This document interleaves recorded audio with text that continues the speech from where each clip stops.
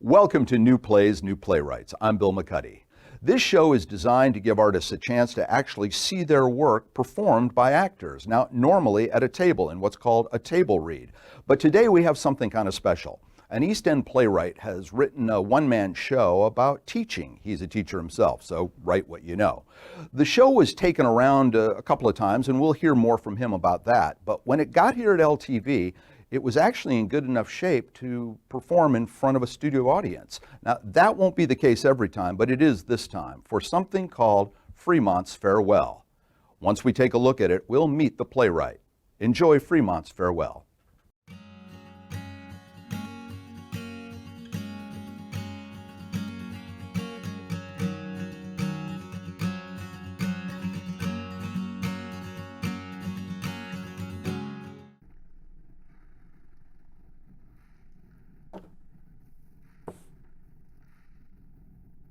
First order of business today is to straighten out a rumour going around. Thank you, Susan, for filling me in.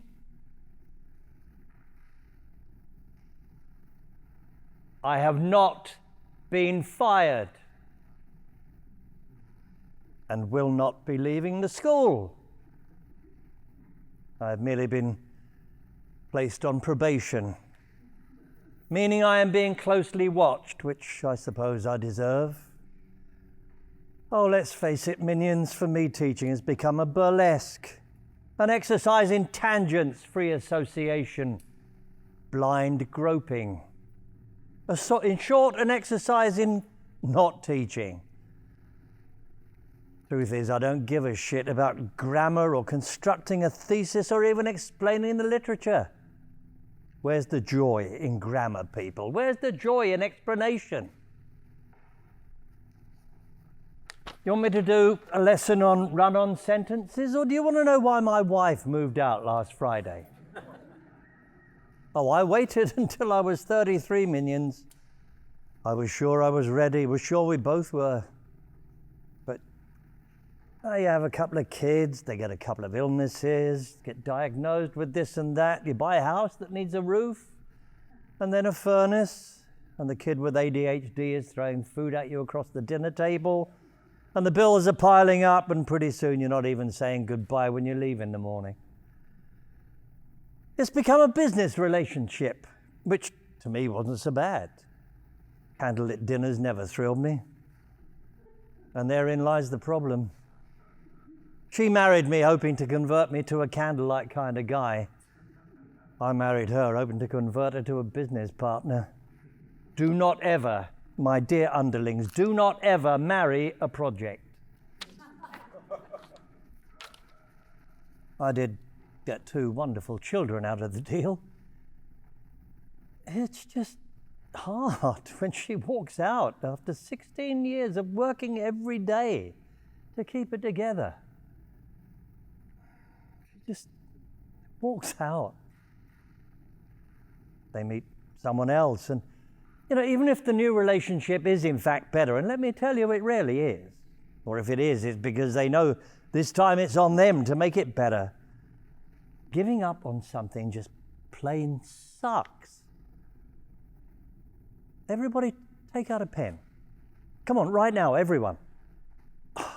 If you don't have one, Hannah, borrow one. This is going to be on the final. It may be the only question on the final. All you have in life is one thing. Whatever you don't give up on, you got it? And it can't be a person. You can't hang on to tangible objects. You getting this? Look me in the eye, Charlie. You can't hang on to anything. Not objects, not people, not facts and figures, not your fucking grades and test scores. You can only hang on to ideas, hopes, dreams, visions.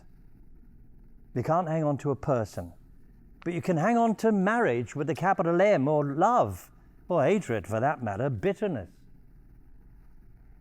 What do you have, people? Huh? What do you absolutely refuse to let go of?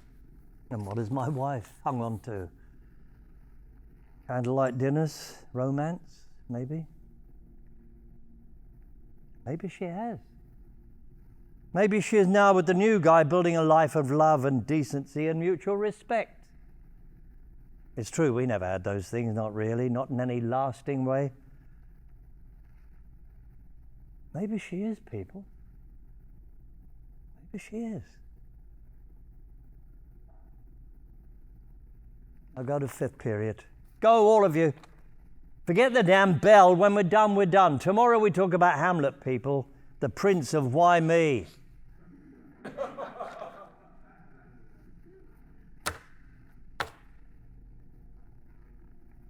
Settle down, everybody. What's going on? You all jacked up on sugar? Caffeine? Now listen, Jennifer has a question about the reading. Go ahead, Jennifer. Oh, excellent. Oh, God, you are damn good at keeping us on track, Jennifer. Okay, so why does Hamlet speak so crazily, cryptically, I would say, to the lovely Ophelia? The same question we asked of Gregor Samsa when he gurgled through the door of his bedroom. Is his nonsensical speaking, his retreat from reality, his devolution?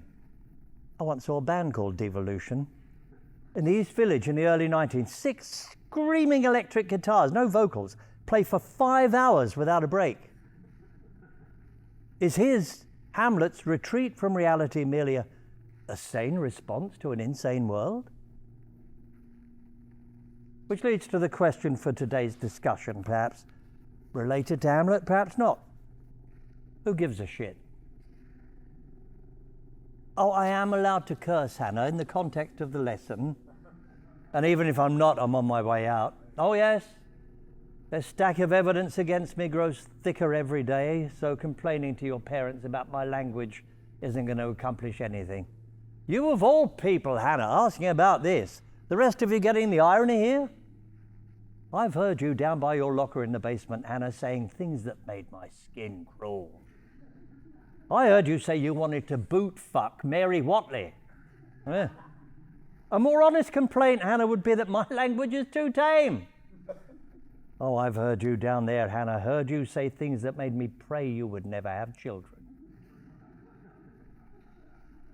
Back to the question du jour. Who gives a shit? Well, come on, think. I want to know. Your parents? You are so wholesome, Susan. It's really quite impressive. Well, maybe they do, but in what sense? What do the rest of you think? Huh? Does your parents' concern with your grades and you getting into a good college qualify as giving a shit? I think giving a shit implies something more genuine, a less self-justifying type of concern. Okay, who else? Oh, your friends? Maybe. As long as you're providing a buffer between them and the void. If as they free fall through space, they've got you to cling to. How about nobody? Huh? How about that? How about you're on your fucking own? Is that better, Hannah, if I toss in an F-bomb? Yeah. Let's deal with this issue of profanity. We tell you to watch your language. Then you flip on a movie or a ball game and you hear the shining stars, bells of the ball, spewing profanity and winning goddamn awards because it's cinema verite. It's realism. So why do we persist with the censorship? Is this not real? The workplace? The classroom? Why are manners so fucking important in here? It's hard to know, isn't it?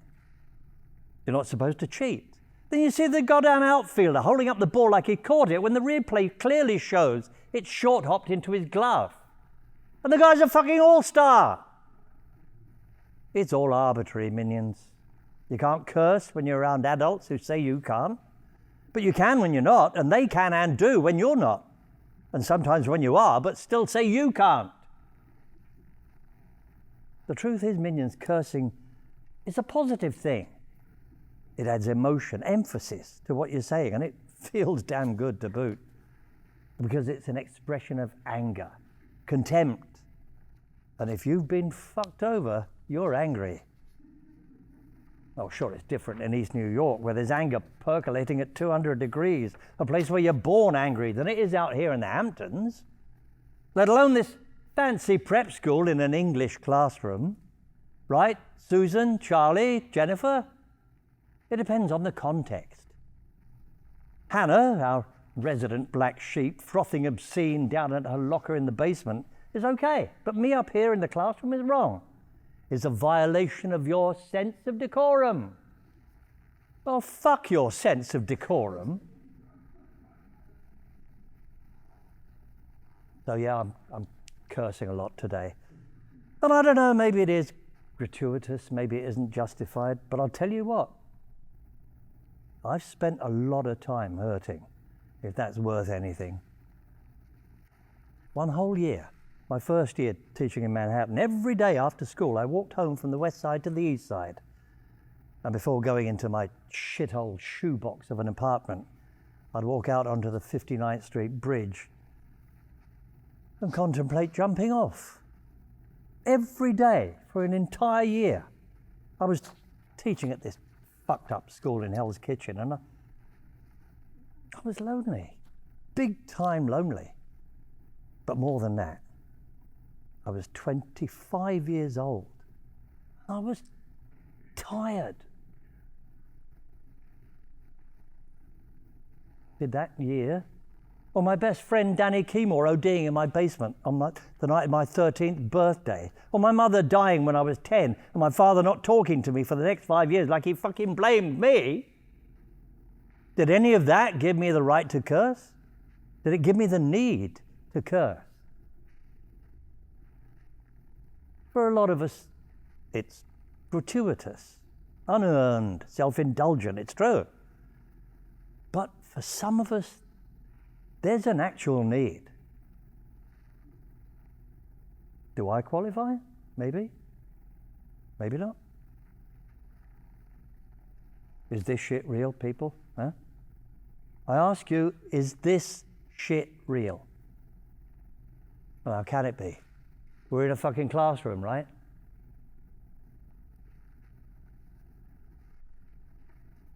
Oh, in the time remaining, let's get back to the question of the day. Who gives a shit?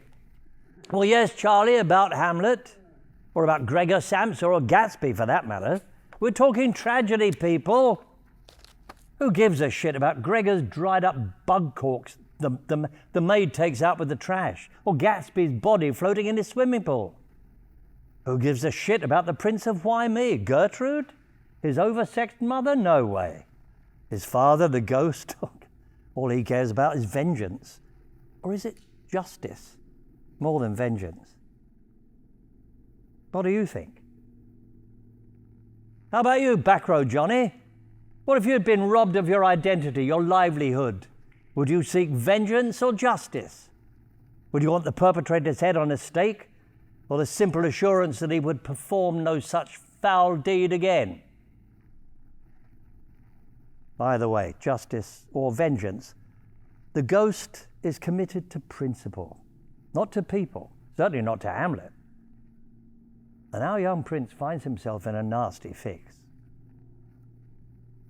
Why doesn't Hamlet just say fuck it and run off with Ophelia and have a youthful roll in the grass? Because he's at that crossroads, that hellish intersection of personal desire and conscience. Because he's cursed with knowledge, people, and will never be able to mindlessly self-indulge again. Oh, knowledge is a bitch, people. No, not the shit you learn in school, not facts and names and formulas. Knowledge, the pale cast of thought. There I've reduced this incredible, unwieldy soliloquy to a one-line quote, taken out and exhibited the part that served me. Served my unceasing need to explain. That's what we teachers do, talk the life, explain the life, completely out of the literature. Oh, but we still have a few minutes. Who cares for Gregor Samsa, our lonely, dispossessed cockroach? Who gives a shit for Yossarian? Remember him? Yes, Susan, the movie we saw, Catch-22, because I was too damn lazy to drag you through the book. Who gives a shit for our Danish prince? Oh, yes, she does, Charlie. And it's exactly that fact that Ophelia does care, that she loves, that does her in, that does our sweet Ophelia in. The prince is cursed with knowledge, and Ophelia is cursed with love, and can only sing in riddles as the water pulls her under. You see, minions, little Miss Hannah Pottymouth here has a potty mouth for a reason. She knows shit. No getting thee to a nunnery, eh, Hannah? If you've been fucked over, you're going to say so. You're compelled to say so. You say fucked to counter the fucked upness, to name it and to try and keep your head above water. Ophelia sings sweet melodies, and she sings like a stone. Not you, Hannah Pottymouth. You call it what it is. Not because you're defeated, Hannah, because you refuse to be. All right, that's it. Everybody scram. And curse all you want today, you proper obedient souls. In context, out of context. Tell them Fremont told you to. Tell them it's your fucking homework.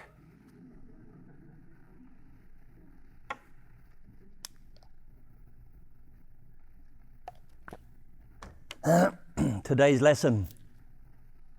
Catharsis. Catharsis. From Aristotle, people, ancient Greek empiricist. You can only know the truth from experience, people. And art, literature, said the big A, qualifies as experience, at least in his day, when they'd watch these horrifying plays, releasing their pent-up emotions, their terror and their pity, said the big A, and afterwards they'd be cleansed, healthier, better citizens. They'd watch people murder their children and fuck their mothers so that they didn't need to. So how about the classroom? What do you experience in here? Is reading a book about biology or grammar or corrupt Danish royalty experience?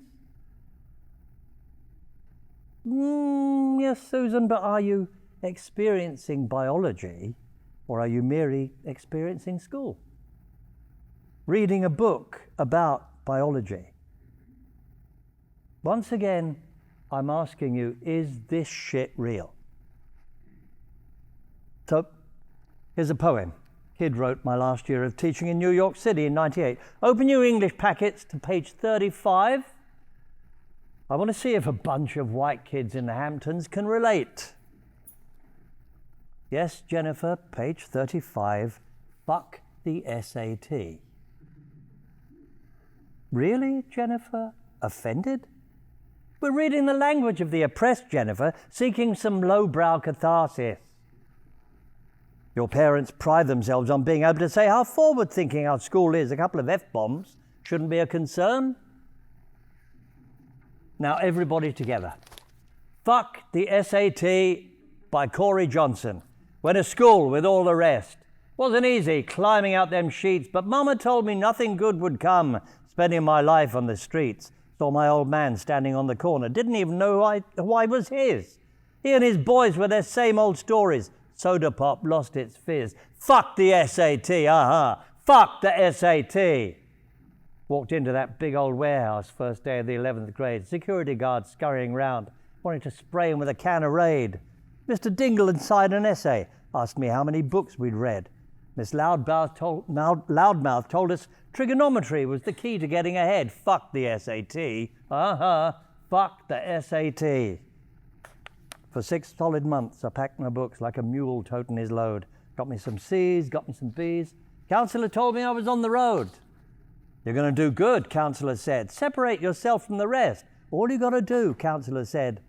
Score high on that aptitude test. Fuck the SAT, Fuck the SAT. Fuck the SAT, Fuck the SAT. Not bad.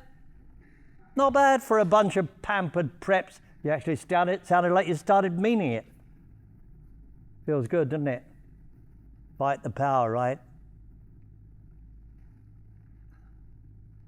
Perhaps you find the language disturbing, Jennifer. Not because it's gratuitous, as you say, but because it's just the opposite. Necessary.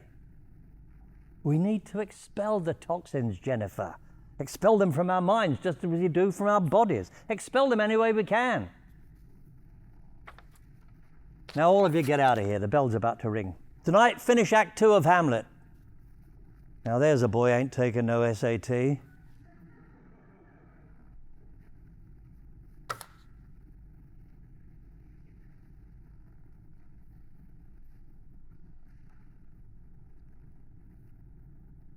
I was thinking last night, yes, the ex again, taking the kids, the endlessly forgiving little angels. No matter what she does, what I do, blood thicker than water, minions, much thicker. And I was thinking back to the 59th Street Bridge in New York City, and I thought about Corey Johnson, who was in his 6th foster home. Did I tell you this? And how the last one had burned down and he'd been caught inside and was left with a massive scar tissue on his face, and how they'd finally scheduled cosmetic surgery for him the same week I was let go. Oh, stop it with your moon eyes and silence oozing sympathy. As soon as the sentimentality starts, people grab your wallets. Somebody's trying to rip you off. Oh, the brave orphan enduring torment, and the callous teacher who is made to feel again. What a load of horse shit. No, Charlie, sentimentality is the opposite of catharsis. It's a shortcut, achieving a result without earning it. Dunking a basketball off a trampoline, being accepted to Bryn Mawr as a legacy, sex with a streetwalker. A diet of simple carbs that makes you fat. So anyway, I nominated Corey's poem, Fuck the SAT, for a poetry contest. Citywide contest, 1 poem per school, our department chair asking teachers for nominations. Meanwhile, another student, the darling of the English department, ambitious, hard-working, a real adult pleaser, worked with her AP teacher to construct word by word, verse by verse, before school, after school, a long, convoluted Keatsian ode to sacrifice and service. And that's the poem the English department sent off to the contest. Corey took the news well, focusing instead upon his upcoming surgery. I did not take it so well. And Friday afternoon, staring down from the 59th Street Bridge at the Black River below, I turned back and walked to the English chair's apartment on 2nd Avenue. He buzzed me up and I sat in his living room and told him he didn't know shit about poetry, authenticity, truth. I never mentioned Corey or the contest, but I guess he put 2 and 2 together, and he just sat there and let me call him an egghead and a charlatan, saying only once I'd finished that perhaps I was right.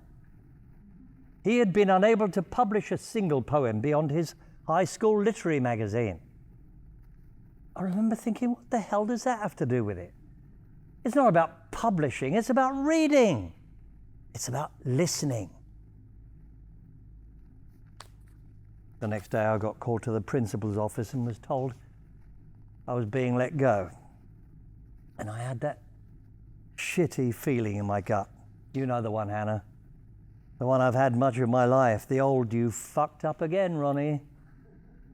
Only this time I had no choice. Fuck the SAT or some long-winded Keatsian ode.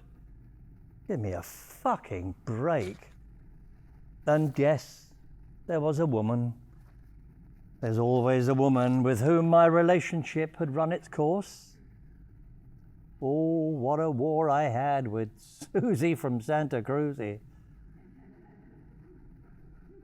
Anyway, they let me go, and the next afternoon I went to the hospital. I was Corey's first visitor after his surgery.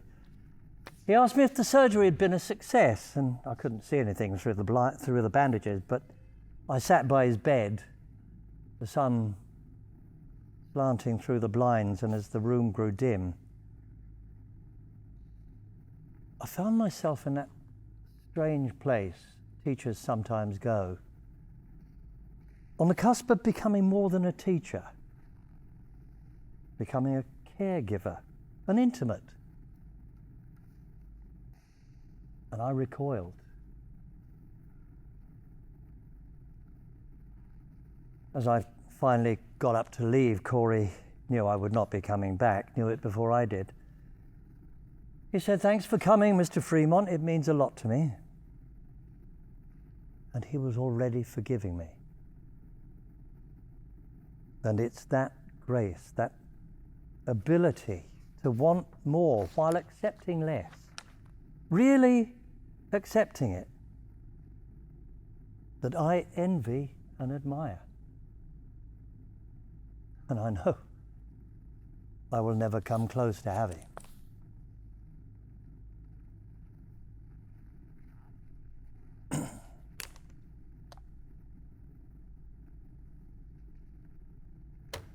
Okay, the first poem for today, the dated, antiquated Minerva by E.A. Robinson, occasionally taught to seventh graders because it's all rhymey and sing-songy.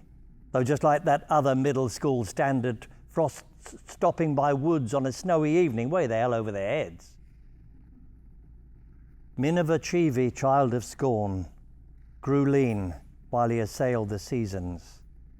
He wept that he was ever born, and he had his reasons. Time marches on, people. Steam's ahead, and you can either ride the crest of the wave. What's that, 3 metaphors in one sentence? Charlie, keep track if you don't mind, or you get ploughed under. Oh, we're up to 4, Charlie. Hey, back row Johnny, our single scholarship student. Oh, wait, you hear that? An audible gasp when I singled out Johnny for receiving financial aid. You actually gasped. Do you feel bad for him, not because he's on scholarship, not because his father's a fisherman, member of a failing industry, but because I'm saying it out loud? Old Johnny, slouching in the back row, shuffling through the day, watching the world move on without him. Minerva, born too late, scratched his head and kept on thinking.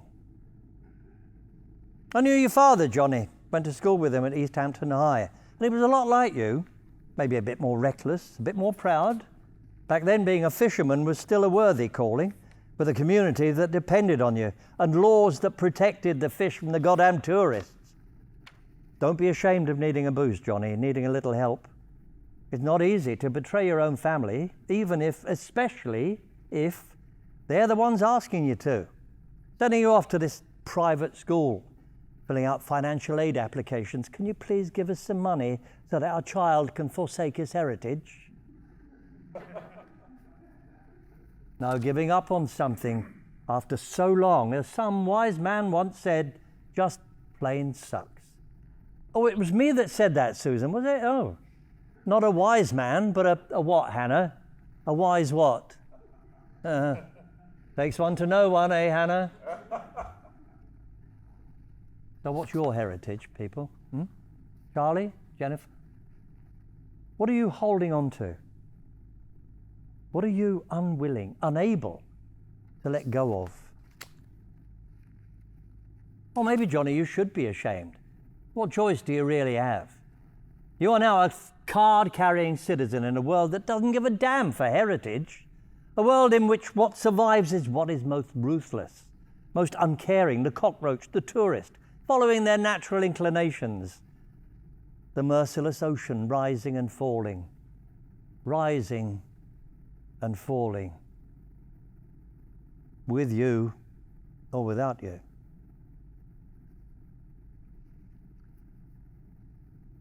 And so we come in our circuitous way to the other assigned poem, The Second Coming, in which William Butler Yeats addressed this very idea. The best lack all conviction, while the worst are full of passionate intensity. Your unbroken string of A's, Jennifer, your tireless climb upward. No, Charlie, I'm not saying it's bad. And your defending Jennifer might actually be good.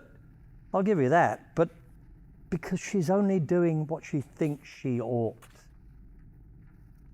But your upward climb, Jennifer, you're knocking off personal goals one at a time like so many targets at a shooting gallery. If Charlie is right and you are to be admired, Jennifer, it's not because of ambition or achievement or conquest. What gives you virtue is the fact that you are the helpless plaything of forces so much more powerful than yourself. The same forces that are driving the fishermen into extinction. Oh, no, you are not destroying them, but you are riding the wave that is. Not intentionally, helplessly. Just like the rest of us.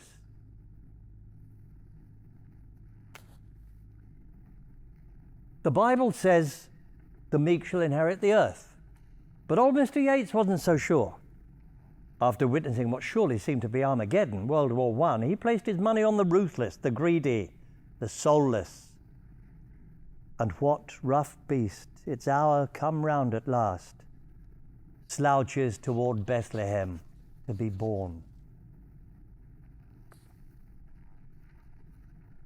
Your homework tonight, minions, in honor of the two poets discussed today, the tortured E.A. Robinson, who used his initials because he was too racked with self-loathing to use his name, and William Butler Yeats, half-hearted Irish nationalist, Mussolini supporter, who 4 times over the span of 30 years had his offer of marriage scorned by the same woman. 4 times, minis! What does that tell you? Shame, people.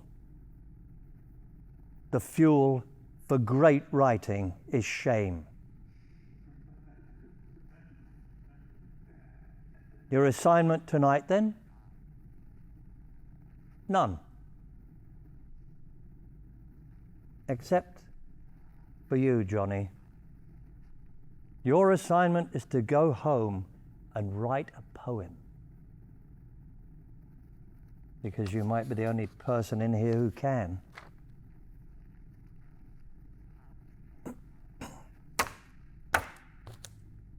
Happy Monday morning, everyone! God, you look like zombies. Let's try this, you sleepy souls. Let's crank some 80s rock and roll. Susan, YouTube Boomtown Rats, I don't like Mondays. Plug your laptop into the projector. Find a version with lyrics. Now crank it up. All together, everybody. Tell me why I don't like Mondays. Tell me why I don't like Mondays. Tell me why I don't like Mondays. I want to shoot the whole day down. Ha ha! Yeah, baby! Sing about shooting a bunch of people dead. That ought to wake your catatonic asses up.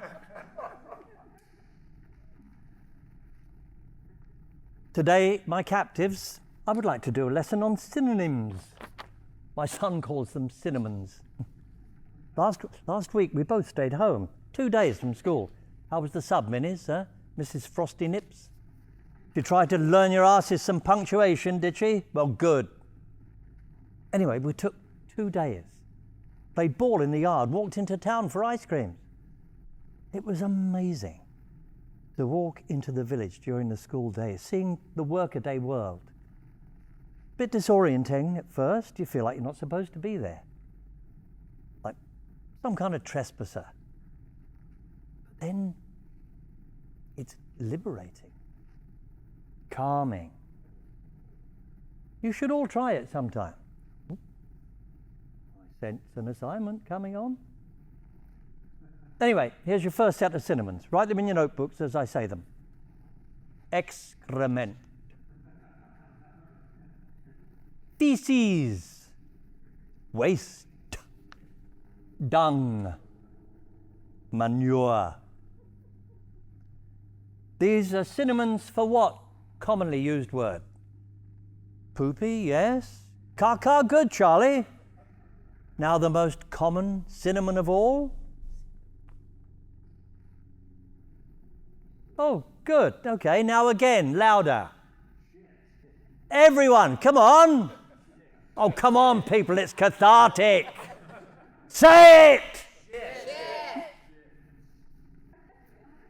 Now everyone together. 1, 2, 3.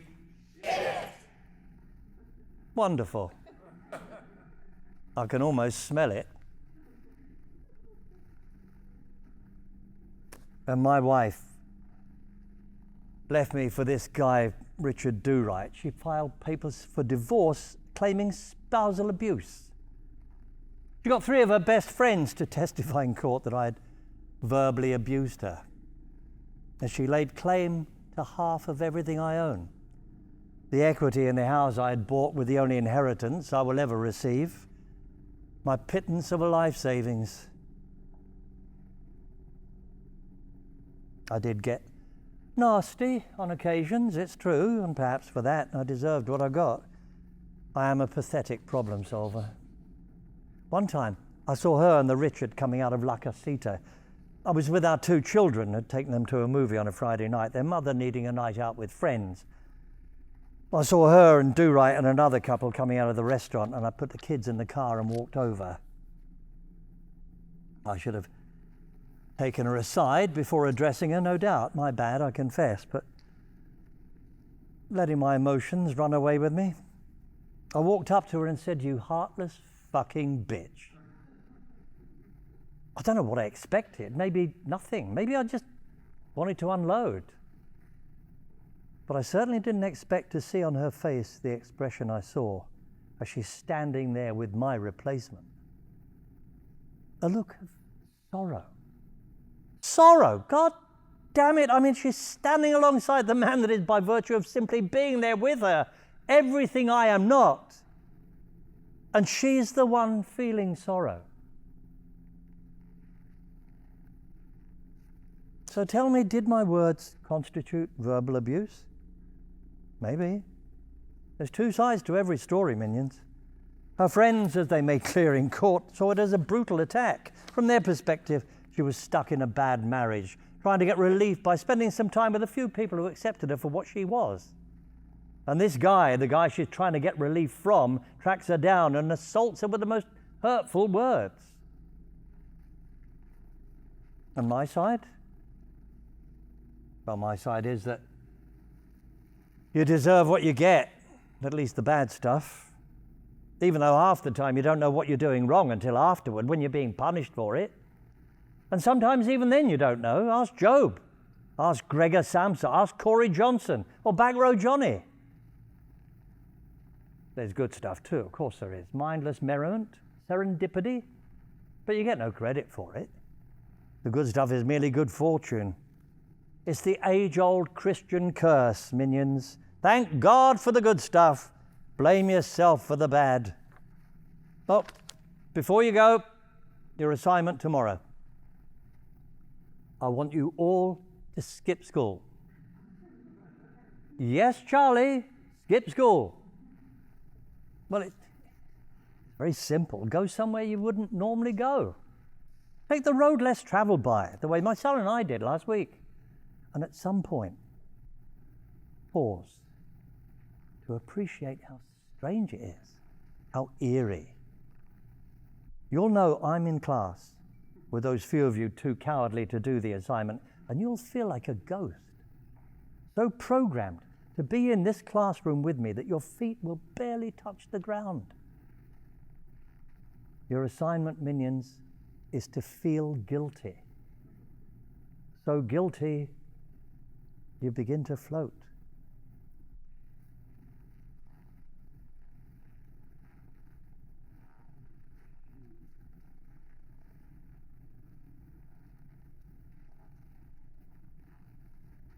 Good morning, Judases. Headphones off, Charlie. I got a call last night from a parent of someone in this room. No need to say who, as the call only helps today's lesson. The parent told me that discussing my personal life with my students is, as she put it, reckless and irresponsible. I had to agree, of course it is. Last year, you read Oedipus. The guy slept with his own mother. This year you read Hamlet, who damn near did the same. Going to Gertrude's room, prying into her sex life with his uncle, the incestuous pleasure of his bed. You read Yeats, prophesying the goddamn apocalypse. In 9th grade you read Medea, who to spite her husband murdered her children. You read all kinds of shit and your parents accept it because it's not real. It's like going to the zoo to see the lion kept safely in its cage. Oh, look at those huge incisors. Look at the woman poisoning her own children. Well, the lion means a hell of a lot more when there's no cage holding him harmlessly at bay. And the same with jealousy and betrayal and sex and revenge. Keep it safely confined to a book and it can't hurt you. Don't get me wrong, I am, as you well know, a great believer in catharsis. But at some point, well, you have to have the real thing. Everything you learn is in a cage, quarantined, tied up, sterilized. Choose your goddamn metaphor. School is a fucking cage. How the hell can you learn anything when you're being kept prisoner?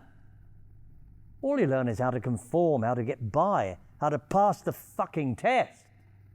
Or if you're a bit more creative like Hannah here, you learn how to do exactly what we teach you not to do, to avoid, undermine, subvert.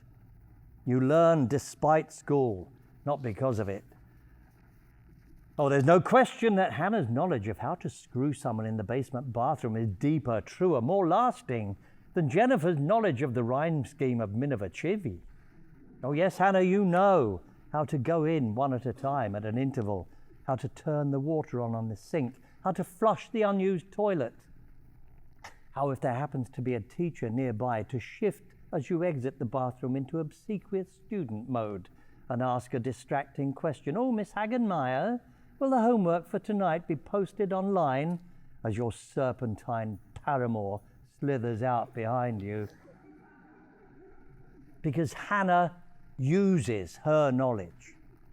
What does Jennifer do with hers?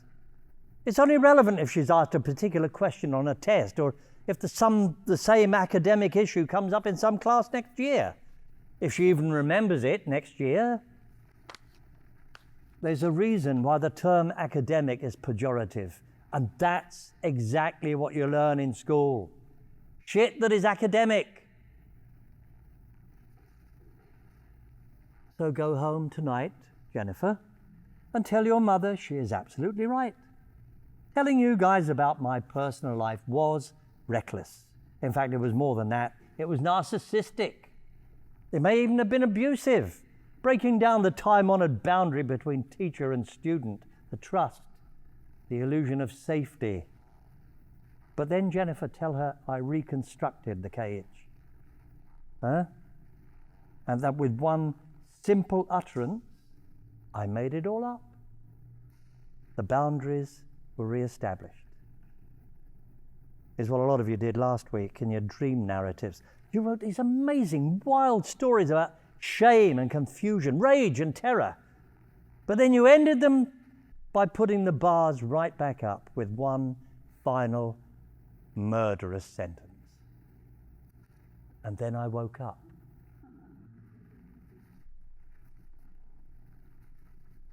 Do you realize how strong the experience is if you don't wake up? If you go out through the gate and never come back? But we have to. We have to always wake up, return to our senses, return to the compound. So Jennifer, tell your mother, I woke up. We all woke up. Tell her I never stood on the 59th Street Bridge, never accosted my ex outside La Casita, never took my boy for ice cream during the school day. Tell her I told the stories as part of a lesson, as part of an act.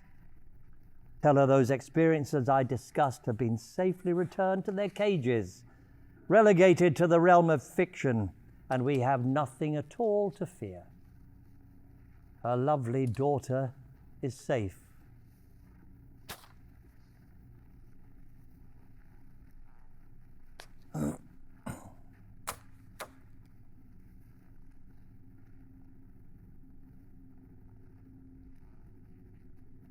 This is it, people. My final day. Our esteemed principal, Dr. Clarkson, brought me before the board last night a sheaf of evidence this fucking thick from former students, parents, current students. Yes, we have a Judas amongst us, playing her role just like the rest of us, trying to get our lines right. How can I blame you for playing the roles you've been assigned? How can I blame my ex for leaving me? Yes, she was an opportunist, but in the end it was my obstinance that tore us apart. My refusal to follow the script, to follow her script anyway. I think we had different scripts, people. What the hell do you do when you're given different scripts? And so,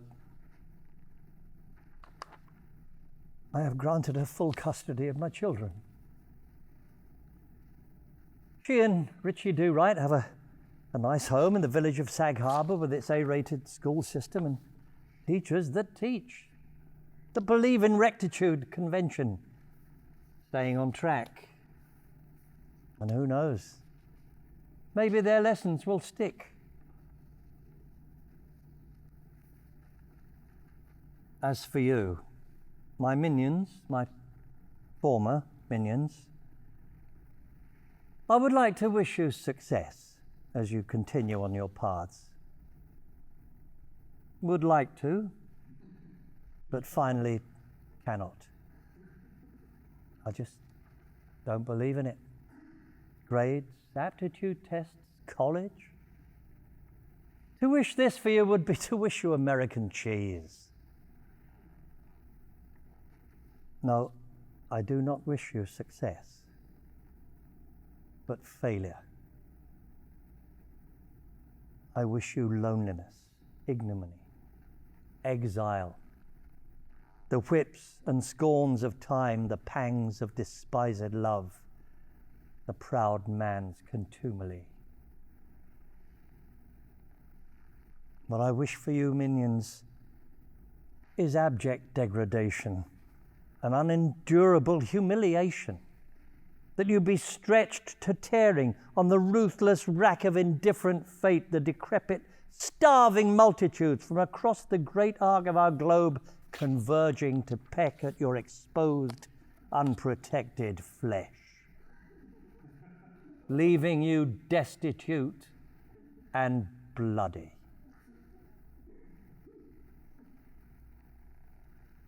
And then, only then, I wish you the strength and grace to carry on.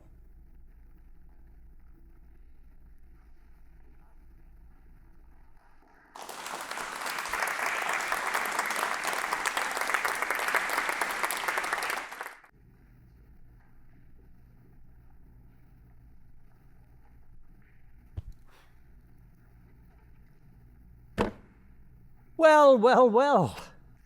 Oh my, oh my, oh my. Who would have thunk it, huh? Ronnie Fremont back at Hampton Country Day. 5 years passing like 5 days to deliver the commencement address. Well, howdy doody, everybody. Howdy fucking doody. Oh, don't fret, Dr. Clarkson. Just breaking the ice, chipping away at some of that old Hampton Country Day hoarfrost. My mission today, to deliver the speech as promised. Who is it that can tell you who you are? What a lovely, well-dressed audience. Come out to see your progeny cross one threshold and move off toward the next. More diverse than when I was last here. I see some darker complexions. And there, in the rear section, in the very last row, a woman in a burqa, a multicolored one at that. Perhaps she belongs to a religion that worships the living rather than the dead. Boundaries are breaking down, people. Welcome to Hampton Country Day, madam. And Hampton Country Day, welcome to the 21st century. Could it be one, no, two of my former students? Ha! Is that you, Charlie, Hannah? You must be goddamn college graduates by now, unless I succeeded in talking you out of it. Oh, speaking of trying to stop the inevitable, where's Miss Iscariot? Jennifer, is she out there? I thought I felt a draft of cold air. No? What a relief. Although she couldn't get me fired from giving a speech, could she? Could she? You sure she's not out there? You see, proud students, proud graduates of 2019, esteemed families, distinguished faculty, sellout administrators. Some of you may not know my history here at Hampton Country Day, where 5 years ago I was released from my duties as an English teacher. At which juncture I did what all itinerant academics do, found another institution of higher learning, one that took me in with open arms, the Riverview Psychiatric Hospital in Augusta, Maine, where I remained in residence for 37 edifying months. Oh, but that's not why Dr. Clarkson and the board invited me here today, because my elevator skipped a few floors because a couple of my sled dogs broke loose. No, they invited me here because I resurrected myself, got my shit together, and published a New York Times notable book. My story of redemption aligning with that most revered American myth that no matter how deeply into the soil you've been trampled, you can rise back up and trample other people down. Horatio Ronald Fremont, proudly reporting for commencement duties, Dr. Clarkson, sir!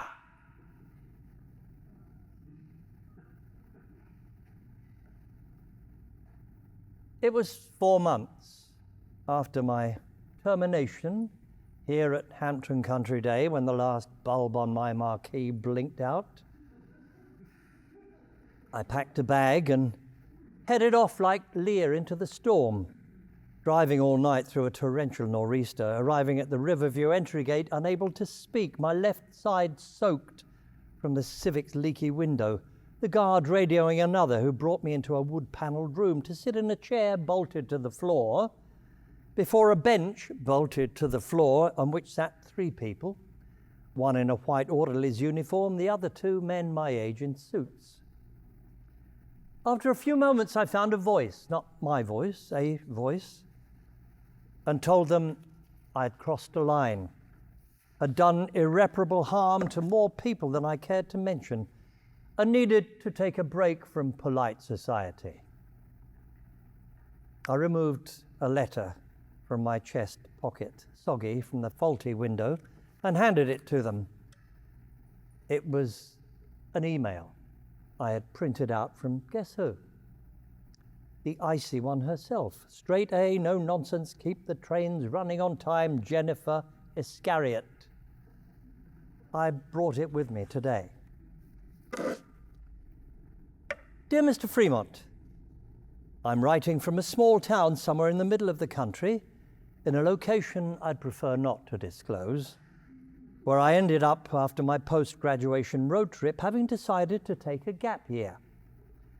I'm living in a small community called Jambalaya, made up of people from a variety of backgrounds who hold on to their pasts, their heritage, what they refuse to let go of, Mr. Fremont.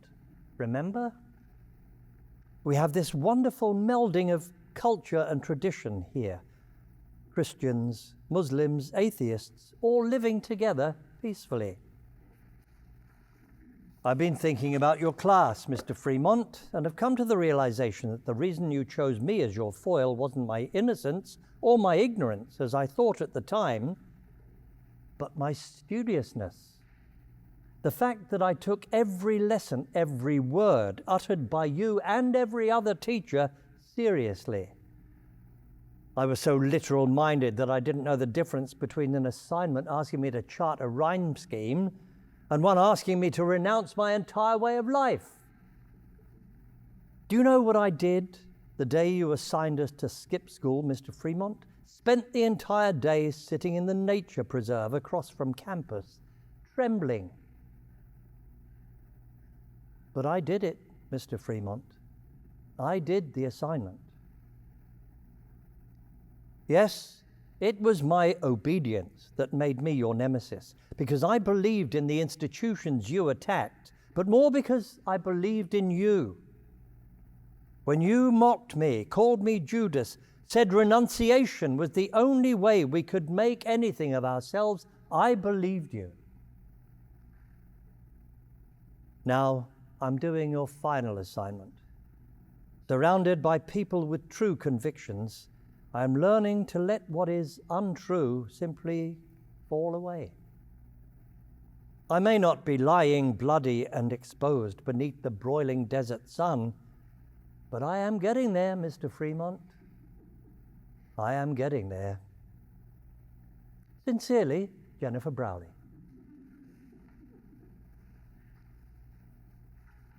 I had received the email in late September.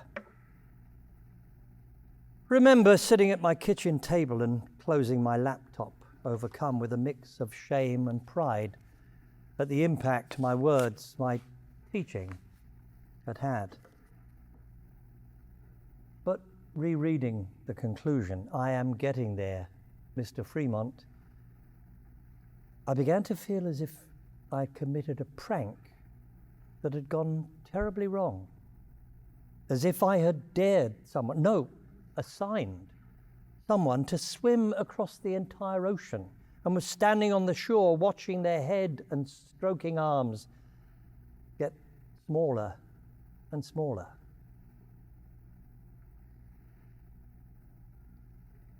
The Maine woods do remarkable things with the acutely angled light of October, shaking it, stirring it, letting it dance among the burning leaves. From a window-side carrel in the Riverview Library, I spent my mornings watching autumn reach its fiery apogee and begin its decline, and writing my memoir, the story of an English teacher who, the more he fails to satisfy the people around him, the deeper he plunges into the literature he's teaching. The final text of the year, Shakespeare's King Lear. I know, Charlie, Hannah, we didn't read Lear. I read it, reread it on my own. But for Christ's sake, my book's a memoir. You're allowed to enhance a bit. Hell, if you want to get published, enhancing is a goddamn requirement. In the afternoons, I met with staff who, after months of chin scratching, tendered an initial diagnosis of acute clinical depression, changing it 2 weeks later to dissociative disorder, this time with the qualification that I was comorbid. Their rigid taxonomy of maladies apparently unable to account for my many contradictory symptoms. One day, the head psychiatrist, Dr. Wombley, called me to his office saying he'd received a report of a conversation I'd had at lunch in which I'd exhibited antisocial tendencies, announcing that I liked junk food more than my children. The conversation had gone like this. Jerry, 39-year-old bachelor chemist from Brookline who had recently emerged from a 3-month-long catatonic state. The mac and cheese is creamy today. Moi, it is truly delightful. Holly, 52 mother of 4 from Albany, who played the state lottery every day for 18 years. Her winnings totaling $414. Her expenditures, $96,000. All they did was add more powdered milk. Moi, I prefer powdered milk. Imitation products in general. Living things are complicated and prone to rot.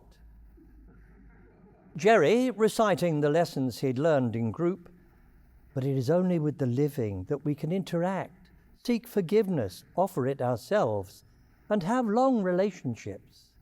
Moi, craving trumps love every time. I mean, sure, I love my children, but I wouldn't break into the snack pantry at 2 a.m. to see them. Each night I'd been sneaking down the darkened corridor, popping the deadbolt, which I had sabotaged with a wad of masking tape, an act caught on video surveillance, which they said demonstrated my contempt for regulations. Whereas I insisted just the opposite, that my nightly burglaries demonstrated a deep and abiding patriotism. Well, surely you concur, my fashionably outfitted listeners?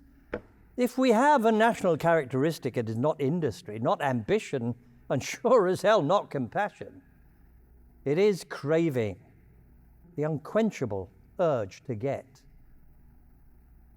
Dr. Wombly leaned forward. "What gives with you, Fremont?" he said. "I need to write my book," I said. "Need to stop reading the damn things and write one." "To feel validated," he said. "To see what the thinking makes," I said. Dr. Wombly missing the illusion, "But not you, Charlie, nor Hannah. Thinking makes it so, remember?" "Well," said Dr. Wombly, "we do encourage our patients to find creative outlets. In the meantime, I'm going to change your diagnosis. What you are, Fremont, is betwixt and between. One day you throw with your left hand, the next day throw with your right. As of today, Fremont, your official diagnosis is inauthenticity." I stretched my arms, rolled my shoulders, as if I were trying on a custom-tailored blazer. "I'll take it," I said.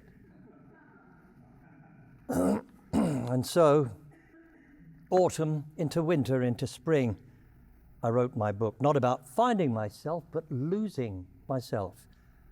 About how when my children moved into Mr. Do-Right's 3-story traditional on Main Street in Sag Harbor, I withdrew to ancient pre-Christian Britain to cavort with the likes of Edgar Kent and Lear, where together we ping-ponged through the inscrutable wilderness.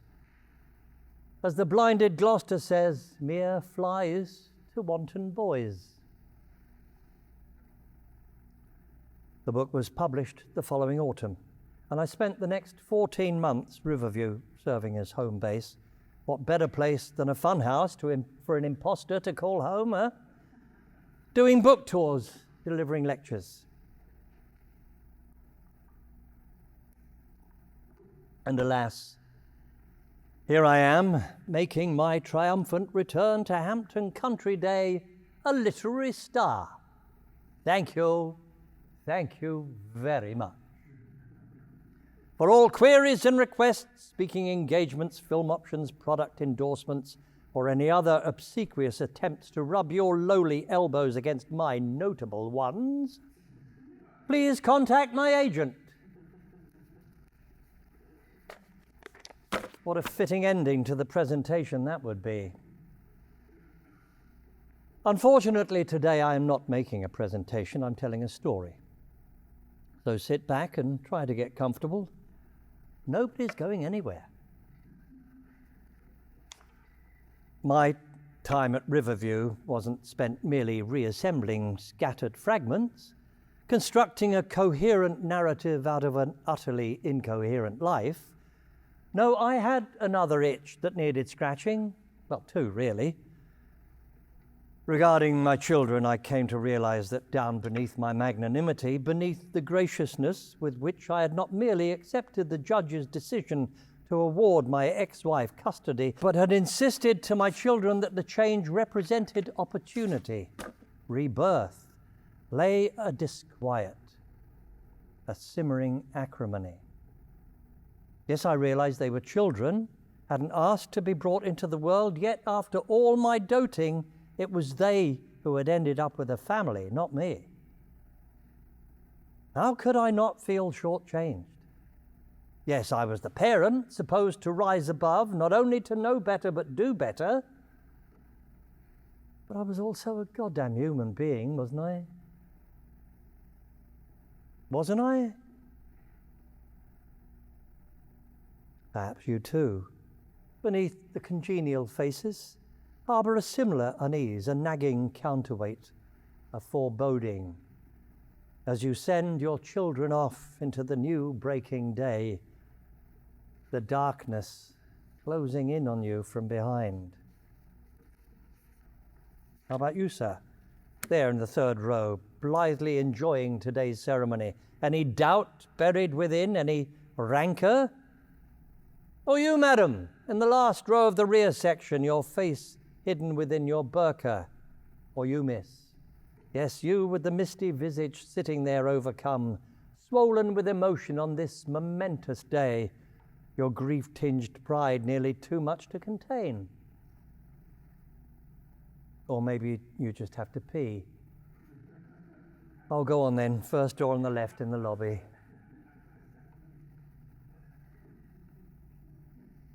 The other itch was Jennifer.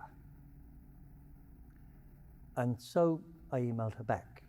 Kept it brief, polite, told her I understood the point she had made, admired her temerity, and wished her well. A reply came that same morning, and when I saw it fill the entire screen, I tucked my laptop under my arm and skulked off to the darkest, rearmost corner of the library. We've lost 5 members in the last 2 weeks, she said. 2 to the left, 3 to the right. Jambalaya is teetering. If it seems too good to be true, I muttered, sotto voce. As if anticipating my pedantic response, the email continued. As repugnant as the right wing is with their inbred bigotry and xenophobia, the left isn't much better, Mr. Fremont. I'm not even talking the far left. I'm talking the near left, the reasonable left. Always insisting you know better, declaring others should know better, everything should be better. The opioid epidemic, the mass shootings, the crowds of people chanting hatred as if outrage, as if rage, vindictiveness, or for that matter, stupidity, boorishness, are aberrations that can be fixed, can be scheduled away with swimming lessons and community service and a subscription to the New Yorker. You're great when it comes to social programs, she continued, but as soon as you're confronted with issues of emotion or intellect, with biology, distemper, short attention spans, literal mindedness, Mr. Fremont, you pack up your toys and go home. In the end, she said, no matter how reasonable, how informed, yours is just another dogma used to create a hierarchy and exclude the dogma of equanimity, the dogma of knowing better. Touché, Jennifer? Too fucking shay.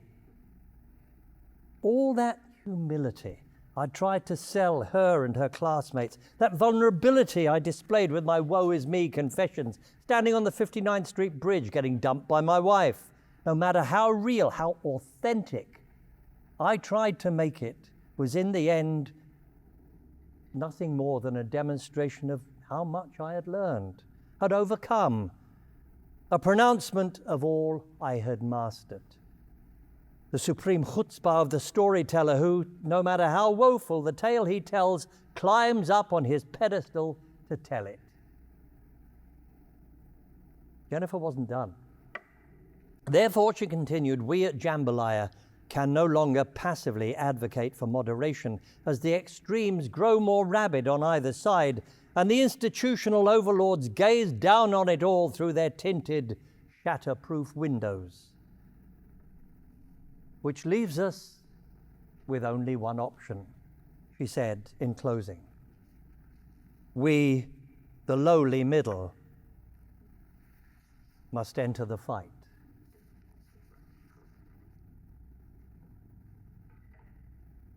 It was around this time my daughter had her 13th birthday, and her mother took the 2 children, Cecilia and her younger brother by 2 years, Jacob, on the ferry to New London, where she put them on a train to meet me for a weekend in Boston. I booked a suite at the Doubletree downtown, and the 3 of us spent the weekend hopping on and off the sightseeing trolley, walking the Freedom Trail. The problem was, I wanted to make up for lost time, whereas they, partly due to my own directive to never look back, never regret, felt no such compulsion. As we toured Boston Common, the Old North Church, Paul Revere's colonial home, they began to grow weary, and so I doubled down. Their lassitude, I thought, a cry for fatherly correction. As they dragged their feet, my urging turned to scolding, until finally, in the old State House, unable to go any further, they wilted onto nearby benches, and I played the shame card. Because you live on Main Street with your Mac Pros and iPhones, I said, you think this history doesn't apply to you? In response, my son began selecting green M&Ms from his bag. For some reason, he'd never liked the green ones, and pelting people in the tour group across the room, my daughter beside him groaning with disgust, not at his behavior, but at my inept parenting.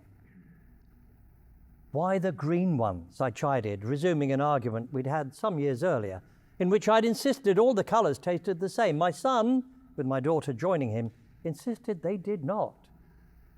Because they taste like shit, he answered. I said, I thought that was the flavor of the brown ones. Brown ones taste like cow shit, he said. Green ones, dog shit. Now he began tossing brown ones, several people in the group turning back to locate the sniper. And the yellow? I asked. Yellow ones are piss-flavored, he said, now adding yellow to the barrage. The group leader calling over, excuse me, not to him, but to me, the apparent responsible party, I'm trying to conduct a tour. At this point, my daughter chimed in, calling across the room, we're sorting out our M&Ms. Must you throw them? The guide asked. The three of us looked at each other. We can't eat them. Cecilia called over, they taste like shit and piss, called Jacob. Fortunately for the tour, the bag was now empty. I shrugged at the guide and she turned back to her group.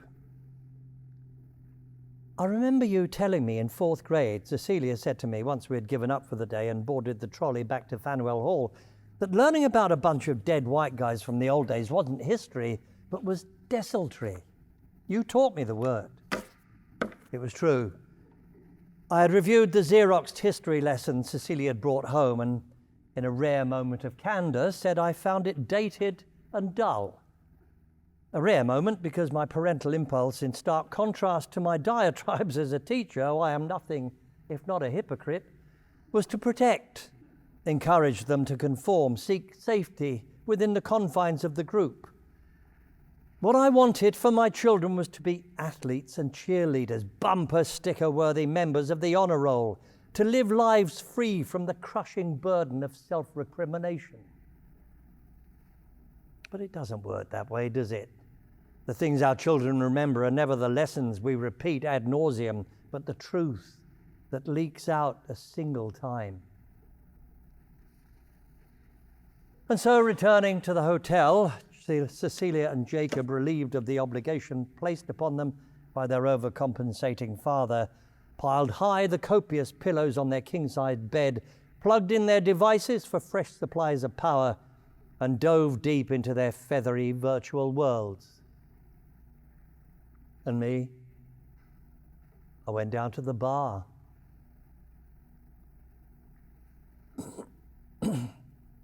It wasn't until this past fall that I heard again from Jennifer. The day after a shooting, many of you will no doubt recall, in West Allis, Wisconsin, 8 dead, 13 injured. The shooter stationed himself atop an overpass with a semi-automatic rifle and hundreds of rounds, draping a banner over the railing that read, "The Lowly Middle," and targeting a line of cars waiting to enter the state fairgrounds for a white nationalism rally, until finally the police came and he turned the rifle back into his mouth. Jennifer's email was chatty, unfocused. She said she'd read a review of my book, offered her congratulations, told me about the fusion cooking group she had started at Jambalaya, the different cultures mixing and matching foods and spices, exchanging traditions, even idols and garments, infusing them with new meaning. What do you know about the Wisconsin Fairgrounds? I immediately replied. Every few months, we draw numbers, came her response. High number has the choice to pick their own target or be given one. This time it was white nationalists. Next time it will be a gathering on the left. I am one of two that have yet to draw high number. Then, before I could react, she did something almost endearing, alluded to a work we'd read in class. Do you remember, Mr. Fremont, what the misfit said after he shoots the grandmother in that Flannery O'Connor story? She'd have been a good woman if there'd been someone to shoot her every minute of her life. Well, of course I remembered, though the line wasn't if there had been, but if it had been someone to shoot her. The point, she continued, is that sometimes the only way to pop the bubble of self-righteousness, of sanctimony, of always knowing better, Mr. Fremont, is with death. The prospect of imminent, unavoidable death. I shut my laptop, drew in a long breath. You see, my well-coiffed parishioners to read in a work of fiction, in A Good Man is Hard to Find, or Hamlet, or Beloved, or even to fully descend into the illusory world of Lear, where death, the ultimate act of reprisal, looms over every scene. That is one thing. But this was neither a work of fiction nor a delusion. On the contrary, the words had come from the most sober, most rational, most literal student I had ever had. All I could do was sit there in the darkened corner of the Riverview Library, unsure if I'd been confided in, included in a dark secret, or threatened.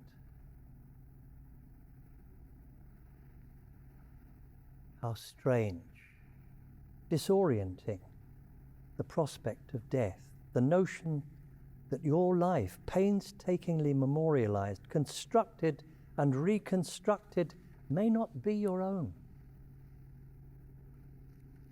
And so I sat in that dusky space, betwixt and between, as Dr. Wombley had said, humming that silly 60s Donovan song. Jennifer, Juniper, is she sleeping? I don't think so. Is she breathing? Yes, very low. What you doing, Jennifer, my love?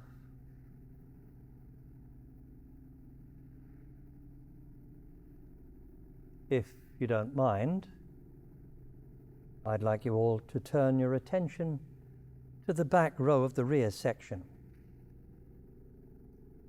to the woman in the multicolored burqa. I can't help but wonder, madam, which of our graduates you are here to support. Or perhaps you are not here for them at all. Would you kindly stand up, madam? And if you wouldn't mind, would you uncover your face? So it's true. I did feel a draft of cold air. No, Dr. Clarkson, please. This is the climactic moment of the story. We have to let it play out. Tell me, Jennifer, is it a personal slight that has motivated your visit today? Is it vindictiveness? No, I'm not looking down my nose on the glandular desire for revenge, as if I know better. If I've learned anything from you these past 5 years, Jennifer, it's to know better than to know better. Oh, people, please, if this is her intention, let her proceed. Why, but you do approach with purpose, Jennifer. Steely gait. Your face exposed, but not your hands. The gown on one side bulging just a bit. Dr. Clarkson, please. This is part of the story. She is not seeking revenge at all, but justice. for the voiceless middle. Isn't that right, Jennifer? You're acting on principle, not passion. By the way, you've turned back from the uncrossable sea toward land, Jennifer. Returned like a homing pigeon to the scene of your mistreatment, the source of your shame, sat quietly in the rear, awaiting your cue, and now stride with single-minded intention from the back row all the way to the front.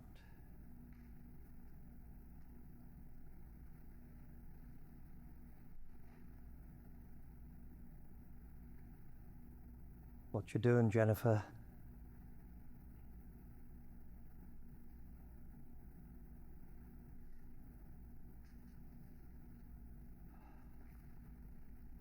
For those whose view was blocked or averted their eyes, please, Jennifer, show them the object you withdrew from beneath your gown. Memoir of an inauthentic man. And what's this, a highlighted passage?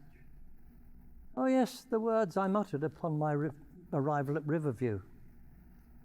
The same ones old Lear uttered. Indeed, the inspiration for today's speech. Who is it that can tell me who I am?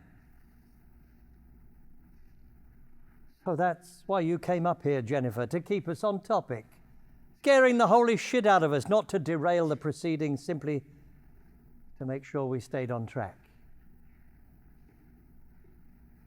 Or was the highlighted passage a question for yourself? Perhaps you came today, Jennifer Browley, to get yourself back on track. By the way, we had ourselves a moment. Speechlessness, silence, helplessness. No, the moment didn't last. Of course it didn't. The truth never does. I am once again blabbering away, blabbering, spewing, spluttering, impulsively, reflexively, trying to spread my seed however I can. A creature, as you've argued so convincingly, Jennifer, whose pompous motivations originate in the glands, not the mind. But not you, Jennifer. You stand still, listening and waiting. You watch, a tad prudish, anal retentive, no doubt. I mean, sometimes a tangent can be a bit of fun, you know. But in the end, you are studious to the core. What did you learn today, Jennifer?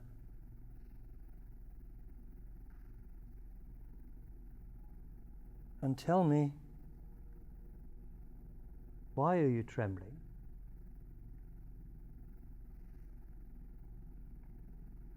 You need to sit down. No, come on. It's okay. I've got you a few more steps. Come on.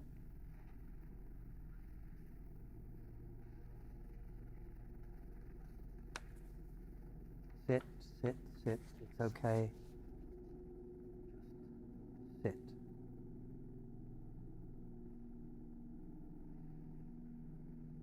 Wasn't just a book, was it? No, Dr. Clarkson. It was a purse I felt beneath the gown. You're carrying a purse in there, right, Jennifer? Breathe, Jennifer. You were simply doing the assignment given you by Jambalaya, trying to do the assignment. What has you shaking is not the awfulness of what you were assigned, but the fact that you couldn't do it. You, Jennifer Browley, finally met an assignment you could not do, and now sit there bereft. Nobody to tell you what comes next. All alone on the barren surface of the world.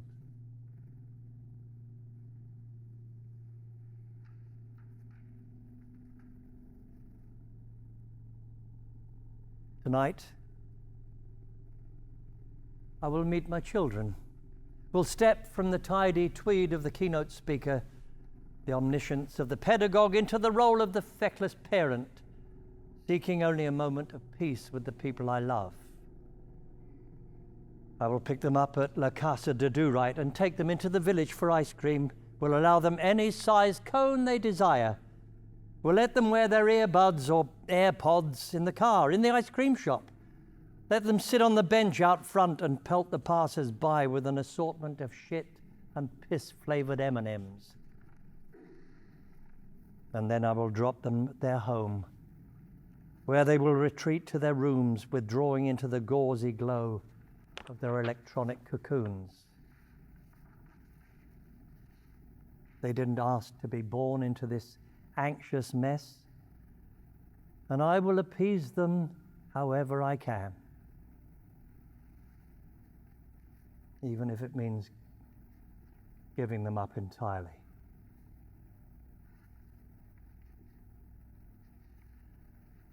Now, graduates, it's time to receive your diplomas. This is the last lecture you will ever have to sit through as children. By the powers vested in me as author of a New York Times notable book, as exemplar of that most revered, most hollow, rags to riches American myth, I hereby cut you free, release you to sally forth without regret or compunction, without shame or guilt. Take your diplomas and go. Don't look back. Just go.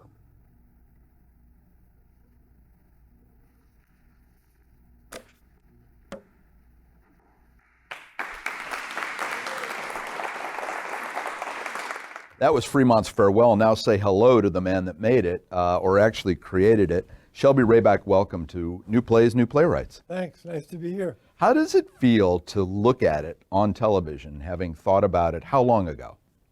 Well, the play's been developing over quite a while. It came out as a short story originally, probably 8 or 9 years ago. A short story that you wrote? Yeah, short story. Act One developed into a full kind of substantial short story, Act One alone. But then that was performed. What was the question? Well, how long ago, and then I'm really curious about the development. This has been in process for how many years? So it's been 8 or 9 years. So it started as a short story. It became my actor friend Gerard Doyle, who I teach with, and I know he's an audio book maestro, does lots of audio books, great voice, great presence. I wanted him to read the first act, which was a short story. He read it before an audience, maybe 6 years ago. Wow. Killed it, knocked it out of the park. Did a great job, the people loved it. And then he did that a couple of times. He did a couple of readings with Gerard. I read a story, he read the piece. Fremont's Farewell was the same title. And once I saw it a couple of times, I thought, geez, this guy needs to be a full play. Because it was about 40 minutes maybe. So it was half a play. It could have worked with something else. But it needs to be its own evening, its own event. So I wrote in Act Two, and Act Two came along. It really came much quicker than Act One. It kind of fell into place because I had the pieces were set up in Act One. I didn't know at the time, but the threads of the students, the relationships that got developed. So the arrows were pointing to these plots, these kind of latent plots that I fleshed out, and it came together quickly. So Act Two is slightly shorter than Act One, but it became a full play maybe 2 years ago, and he read it a couple other places, did really well with it. Gerard's great. And the thing, let me say one other thing about this. The thing is, if you don't mind,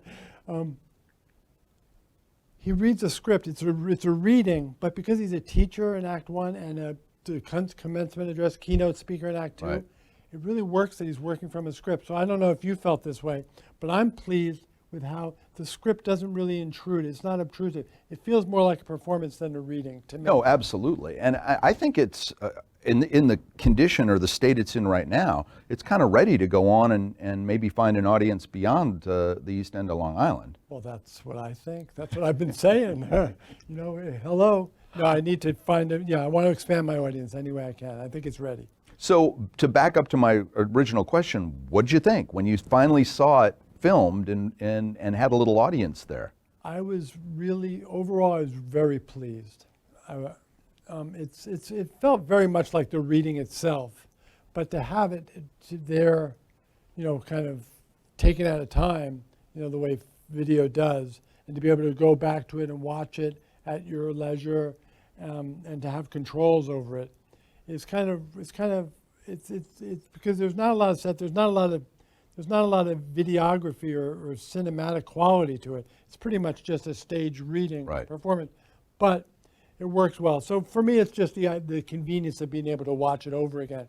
But it feels very much like the live performance, to me at least. Did you rewrite anything after you saw some things play in front of a crowd? I haven't. I've been thinking about a couple of things which I might, if it ever got a larger audience and there was, then, it's like your own self-criticism, I think, is relative to the audience that's watching it. You expand your audience, you become a little more critical, you get a little more feedback, you start thinking about broader appeal, and you might want to streamline things. But it's been through several revisions already, so it's pretty darn close. I don't want to discourage people who are watching this to thinking that it's a 9 or a 10 or a 12-year process, but really that has been the case here. What's the best piece of advice you could give to someone who's sitting in front of a blank page right now and wants to start? Well, first of all, I would say that the 10-year process, or whatever it's been, hasn't been 10 consecutive years, because it was published as a story, sat for a few years, came back to it. So the Act Two really came together very quickly. That was probably a really matter of a few months writing it. And then I'm always tweaking, refining, but you do that anyway with pieces. You always want to perfect them. But once you have the engine that's driving the piece, and that's the key. So to answer your question, this piece started with the voice. I had a character who was just done. He was kind of fried. He just needed to break out. The motif of breaking out of the cage is very prominent in the piece.